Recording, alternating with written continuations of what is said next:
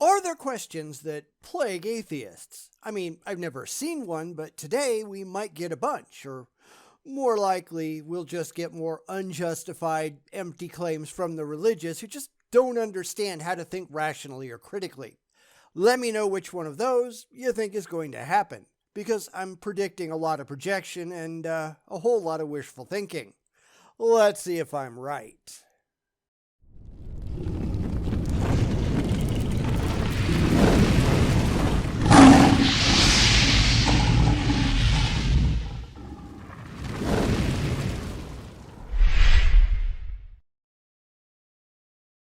I'm going to try something and you can let me know if you think it works. As everyone knows, I've been on a years-long quest now to find any apologist or theist, I don't care which, that actually thinks and doesn't just rely on faith. And so far, I have come up completely empty, but maybe that's because I'm relying on places like YouTube, which, let's be honest, is a lowest common denominator platform. And that's why I expanded into doing articles. But so far, those haven't really been a lot better. It's just me reading what someone else has to say without what they say having any real substance. I mean, I could expand into recounting books, which my wife has pointed out that Lee Strobel's latest is out there. But doing long book reviews doesn't really sound like a lot of fun to me. So I'm still looking for somebody actually doing scholarly work that doesn't rely on faith, and I am coming up entirely empty. So I'm doing this in hopes of at least moving the needle a little. And I hope it does. The questions that still plague atheism. Declining to answer a question is not more honest than answering it. I mean, that's the name of the article written on a website called World, which describes itself as sound journalism grounded in facts and biblical truth. Yeah, I'm really not holding my breath, are you? It's written by Bethel McGrew, who describes herself as a high school teacher, math PhD, and widely published freelance author. I only care about the content of your content, but I guess we'll have to see if she can come up with any actual questions that now or have ever plagued atheism. And I'm betting this is another case of, well, I have no idea what atheism is, but I'm going to play make-believe. Let's hope not, but let's go anyway. Miracles do not happen. Thus, Matthew Arnold, in the preface to the 1883 edition of his short work Literature and Dogma, presumably says, I don't know, I can only go with what's actually being written, but that's what it says. The English poet and essayist is best known for his 1867 poem, Dover Beach, which has echoed and re-echoed down the generations as an anguished valedictorian for the lost faith of the West. When he wasn't writing poetry, he wrote elegant prose, underscoring his central thesis that dogmatic Christianity was dead. But Christianity, evacuated of doctrine, was the way of the future. That is, a Christianity that had given up insisting on the miraculous. Because, well, you know. You know what? Now, I don't care about Matthew Arnold. I'm just waiting to see these promised questions that supposedly plague atheism.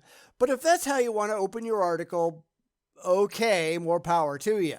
As I've said before, the religious tend to be really impressed with old dead thinkers, both on their own side and others. Mostly, I figure that's because they can't come back and correct them, and it's easy to stuff words into their mouths without getting a lawsuit for misrepresentation. Christianity and other religions as well, they really haven't moved on for the past, 1,000 years or so. So I guess it's to be expected, but this is all just preamble, so hit us with those actual questions, won't ya? Because that's why we're here. Arnold's ghost haunts a recent three-way dialogue between well-known public intellectuals Douglas Murray, Tom Holland, and Steve Meyer, hosted by Peter Robinson of the Hoover Institution. Well, okay, maybe that explains why she's using the book, so I guess I'll forgive that. Now, we've talked about Tom Holland, at least in passing, in another video, and no, it's still not the Spider-Man guy. There actually is a video of this discussion that I'm going to link to below if anybody really wants to see it. Now, I haven't seen it. It's an hour long, and I just don't have the time. But for anybody who's interested, go ahead, knock yourself out. Robinson selected Dover Beach to bookend the conversation, which was related to the title, Does God Exist?, but might have been more aptly titled, Can Belief in God Survive? Robinson and Meyer do their earnest best to convert Murray and Holland in the time they have, which is disappointingly short. Yet their dialogue is still valuable because they clarify the looming questions of the West postmodern age. Further, their approach suggests that answering those questions may require even more questions, daring to prove the axioms that ground our currently acceptable answers. And that's kind of the problem I have with debates, as you all well know. I don't want time limits. I don't want people sitting on a stage pandering to an audience. I just want honest conversations with two sides willing to openly and critically evaluate all sides of the conversation, their own and that of the opposition, without relying on faith and fee-fees. And that doesn't happen, and if anyone does watch that video, somebody let me know how it went. With creationist idiot Stephen Meyer involved, I really wouldn't be expecting much. This is Meyer's running theme, as he winsomely but firmly keeps pointing out the elephant in the room. To understand why the house is falling down, it is necessary to re-examine its foundation. Matthew Arnold's poetry is eloquent indeed, but good poetry may still rest on bad philosophy, and its cornerstone is that ironically dogmatic declaration, miracles do not happen. Well, so far as we can tell, they don't. No one has ever demonstrated that any legitimate miracle has ever happened in the history of forever. And I think in this context, that would have to require that somebody shows an actual, verifiable God, if we're talking about God's creating miracles, performed some act that violated understood physical laws in a way that was absolutely supernatural. Not just that we don't understand nature sufficiently yet, but that it goes beyond anything that could ever be true in the real world, period. And of course, that would require a verifiable demonstration that a God, in this case the Christian one, actually existed. You can't just say, well, I don't get it, therefore God, which is all the religious tend to do. You have to show the cause, not assert it, not pretend, not have faith in it. Actually prove that it's real, that it exists in the real world, and that it actually did the deed that you're claiming that it performed. And that never happens. Never, ever, ever. Because the religious know that they've got nothing, or at least they should. And this is why I want faith to go away. Because faith just enables this kind of irrational, magical thinking and gets in the way of actual verification. If you can't prove it, then I have absolutely no reason at all to think it's real. But neither Holland nor Murray is exactly Matthew Arnold reincarnate. Holland demurs that as a historian, it's not his place to say whether miracles do or don't happen. He'll leave that to theologians and militant atheists. Murray nods to a favorite poet, Rilke, who once encouraged a younger poet to live in the questions. Embrace or reject the miraculous if you must. Either way, at least be honest enough to admit that you don't know. Be open. Check your bias. This is the genteel new atheist plea. Oh, good. More childish conspiracy theorist nonsense. This is where I see a lot of people, religious and otherwise, desperately trying to categorize everybody. Oh, you're one of those people. Because they can't actually address the arguments given. This is why I say that people don't matter. Sure, your expert is supposed to have a solid grounding in the facts, but it isn't the expert's say-so that matters, only how they handle presenting the verifiable evidence. It's the evidence that matters, not the guy flapping his lips. And there are plenty of these so-called experts on the religious side who go entirely off the reservation and allow their religious beliefs to color what ought to be a pretty open and shut case. And yes, Stephen Myers is one of those people. This is why I don't care about the letters after your name, except insofar as it indicates that you've at least got a grounding in the material. You know how to speak, hopefully coherently, about it. But that doesn't mean you're automatically right. The new atheists still have a problem, though. Declining to answer a question is not, in and of itself, more intellectually honest than answering it. It is not merely the absence of a claim, rather, it is the positive claim that nobody should make too confident positive claims. And this is just another case of projecting. You cannot answer a question to which you do not have an answer. Saying you don't know is often the only honest thing that you can say, because there are a lot of things that we just don't know. And neither do you. Unfortunately for the religious, and to be fair, for a lot of other people too, they get very, very uncomfortable admitting that they just don't know things, even to themselves. Therefore, they just make stuff up to explain the world around them, and that's where gods come from. It's an ad hoc explanation to do away with the discomfort of not having an actual answer. They just really want to know. But as we all know, wanting it doesn't mean anything. This is a matter of becoming a mature thinker. You have to be comfortable with the fact that you don't know everything, and whether you like it or not, you never will. No matter how much mankind learns, it only shows how much more there is out there that we do not know, and very possibly we will never know. That's just reality. Deal with it. Meyer presses this point, channeling C.S. Lewis's advice to Sheldon Van Auken, when Van Auken, worried that his judgment was clouded by too strong a desire for Christianity to be true. Don't let this hinder you, Lewis said. If you think long enough, you could come up with just as many reasons to hope it's not true. In the end, as Meyer put it, all of this is a wash, because in the end, this is not just about what we feel, it's about what we can know. Thanks, Alistair Begg. You know, this is just name-dropping without context, and who cares about that? Now, I would agree that it should be about what we know and how we know it. But when it comes to religion, it's all about what they feel, not what they know. And I think we've all seen this a million times, where the religious are just projecting what they believe onto others because it makes them feel a whole lot better about themselves. You know, well, you really believe in God, you just want to sin.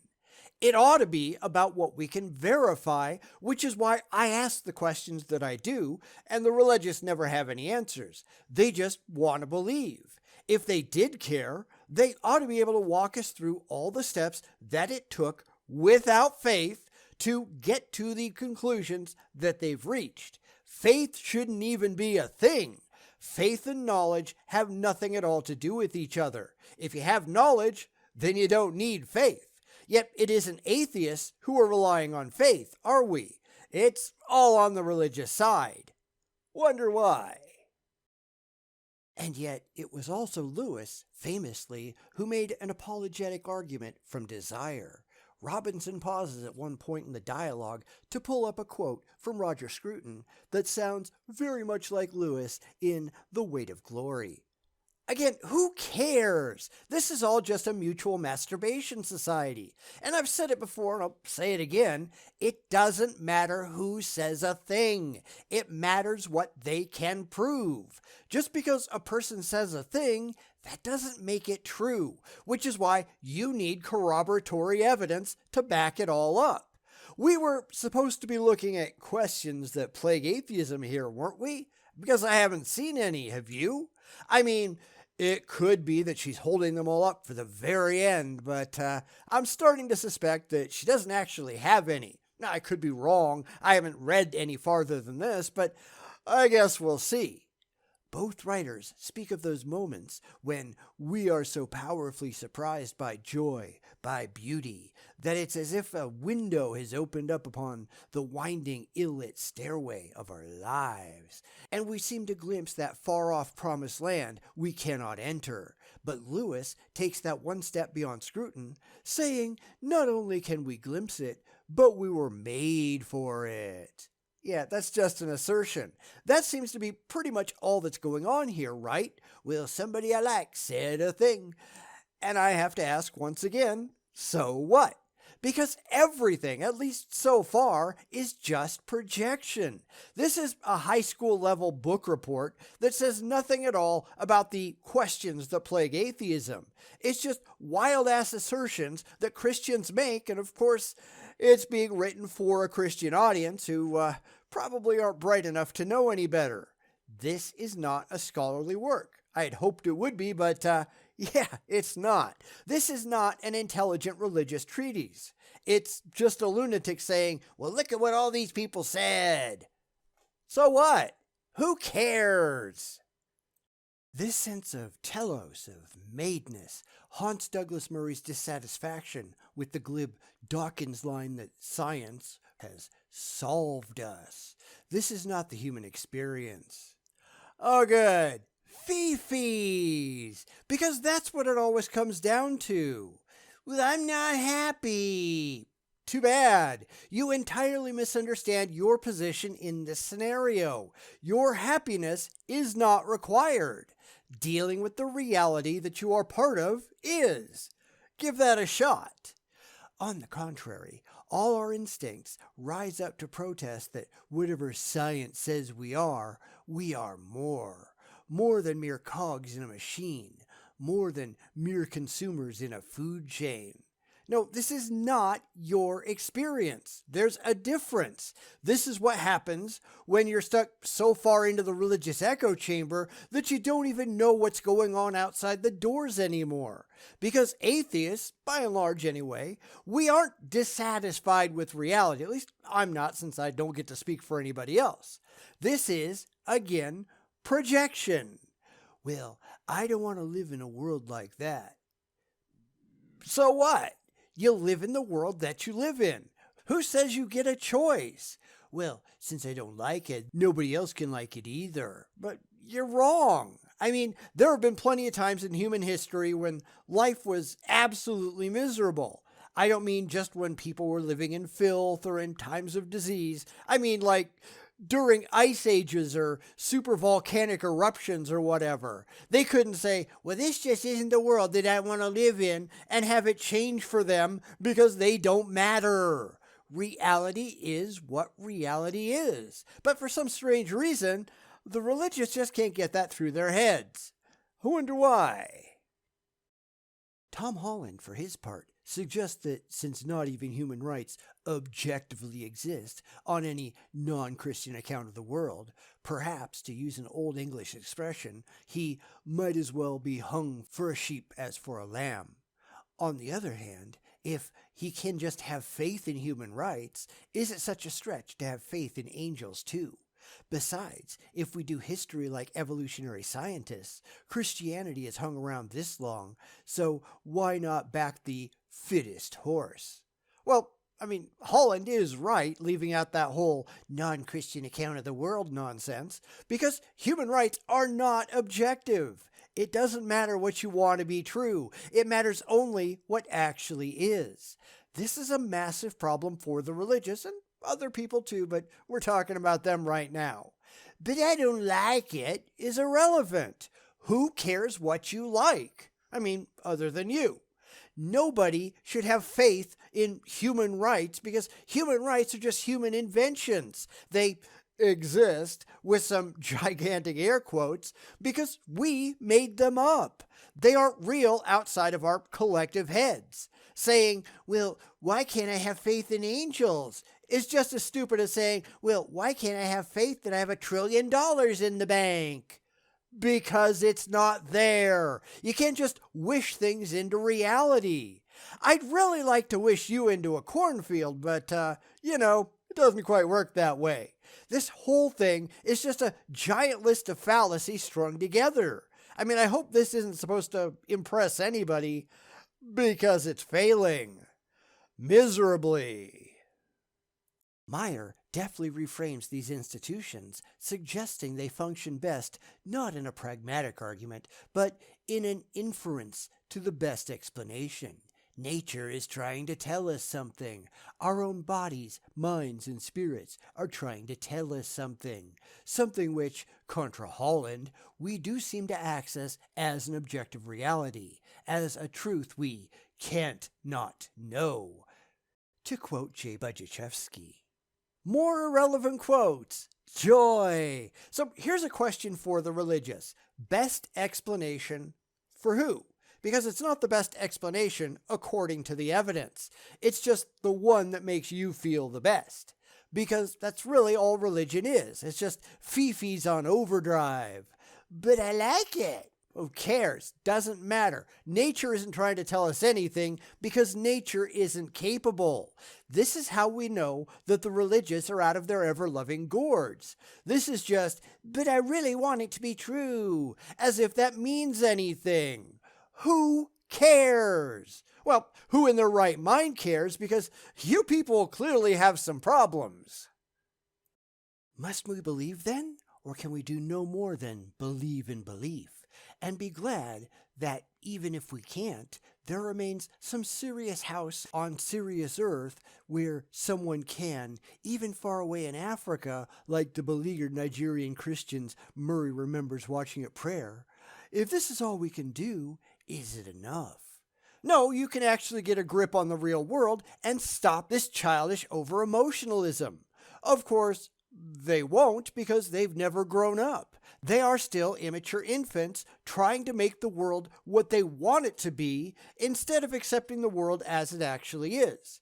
Now, I'm still looking for any questions that plague atheism because there just aren't any. This is just, well, I don't like it, writ large. Nobody cares what you like. Nobody cares what you wish was true. This is just throwing a childish temper tantrum.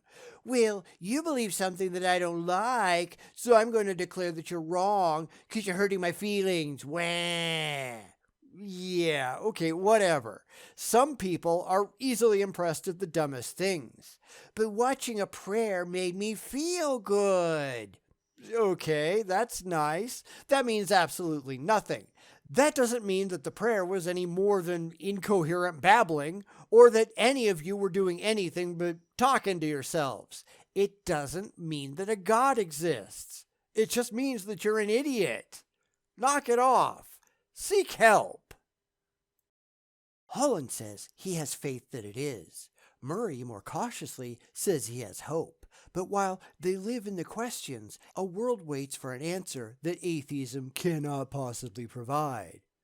Sure it can. Of course it can. It has. You just don't happen to like it. The things that atheists say, since atheism can't actually say anything, those things are entirely rational. They're coherent. They're defensible. But that's not what the religious are looking for, are they? They want comfort. They want to feel good. They want some magical man in the sky to come and protect them from the big bad world that they are just terrified of. Well, too bad. That is not how reality works. This is why the religious don't want to talk to us, because we just point this stuff out. I suppose that's also why they just make up things about us, like the ridiculous questions that we're supposed to be plagued by, because if you talk to us, just talk to us. We don't. None of these questions bother us at all. It's all in the heads of the religious, and considering just how much crap they've got in there, that's hardly a surprise. So, was I disappointed by this article? Yes, absolutely I was. It was nothing at all of substance, and really it was kind of false advertising. Of course, it is written specifically for a Christian audience, on a site aimed only at Christians, dedicated to making Christians feel better about the things that Christians believe, and atheists, again with those air quotes, are just boogeymen that the religious fear because our very existence makes them feel bad. This whole thing was, aren't we great? And talking themselves up to an audience of mindless sycophants. And I find absolutely no value in that, but, What do you people think? Was there anything here that you agreed with? Let me know down in the comments. Also, if you ever come across anything that seems better than the standard religious fare, send me a link because I'd love to take it on. Anyhow, until next time, don't let them run roughshod over rationality. Call them out on it. It's not going to help, but at least they'll get challenged, and I guess there might be some value in that. They're just going to still be dumb, but hey, at least you tried.